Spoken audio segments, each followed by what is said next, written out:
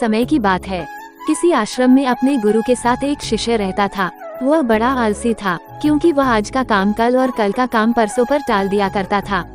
एक दिन गुरुजी ने सोचा कि इसे कैसे समझाया जाए, तो उनके दिमाग में एक रणनीति आई और उन्होंने उसे पाठ पढ़ाने का तरीका खोज निकाला।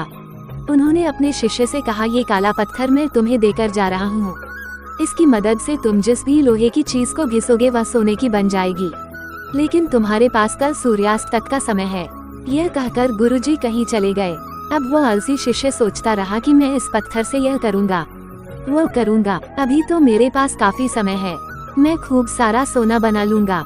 आलसी आदमी ने सोते सोते बहुत ख्वाब बुन लिए, लेकिन उनको पूरा करने का प्रयास नहीं कर रहा था, सिर्फ सोच ही रहा था। और सोचते सोचते उसका एक दिन बीत गया। जैसे ही वह सुबह उठा तो उसने सोचा कि अभी तो मेरे पास शाम तक का वक्त है, मैं इसे बहुत जल्दी पूरा कर लूँगा।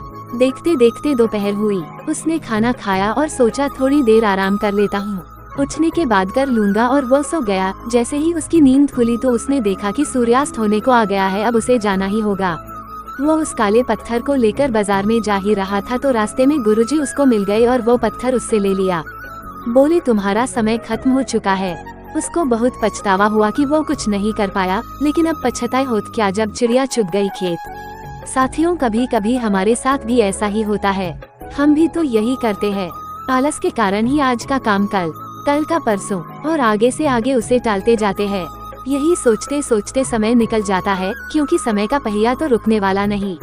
साथियों, अगर हमने समय के साथ हमारे कामों को पूरा नहीं किया तो हमारा भी वैसा ही हाल होगा जैसा उस शिष्य का हुआ था। इसलिए यदि जीवन में कुछ करना है तो सबसे पहले आलस का त्याग करना चाहिए। दोस्तों, यदि ऐसी कहानियाँ पसंद है तो चैनल को लाइक, शेयर और सब्सक्राइब करें।